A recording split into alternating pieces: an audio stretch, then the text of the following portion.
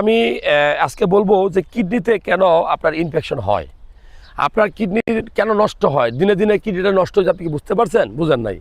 আল্লাহ তাআলা আপনাকে kidney gift করছিল, আপনি অবহেলা করছেন। দিনের পর দিন আপনি ব্যথার ওষুধ খাইছেন, বুঝতে পারেন নাই কিডনি ড্যামেজ। আপনি প্রয়োজনীয় আপনাকে বারবার সিগন্যাল দিছে, পানি পিপাসা তৃষ্ণা পাইছে, কিন্তু আপনি পানি পর্যাপ্ত পরিমাণ পানি খান নাই। আপনার কিডনি নষ্ট হবে, কারণ কিডনির জন্য প্রচুর পরিমাণে পানি দরকার। আচ্ছা, কিডনিটা আমাদের কী কাজ করে?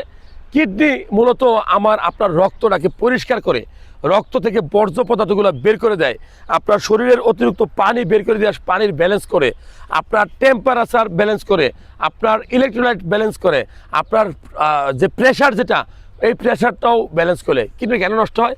অতিরিক্ত প্রেশারের কারণে, আনকন্ট্রোল হাইপার টেনশন প্রেশারের কারণে কিডনি নষ্ট হয়, আনকন্ট্রোল ডায়াবেটিসের কারণে কিডনি নষ্ট হয়, কম পানি খাওয়ার কারণে কিডনি নষ্ট হয়, ব্যথার ওষুধ খাওয়ার কারণে কিডনি নষ্ট হয়। কি ভালো টেস্ট করবেন? একটা মাত্র ভালো test, serum creatinine test, urinary test করে আপনি বুঝতে পারবেন আপনার কিডনি ভালো আছে কিনা।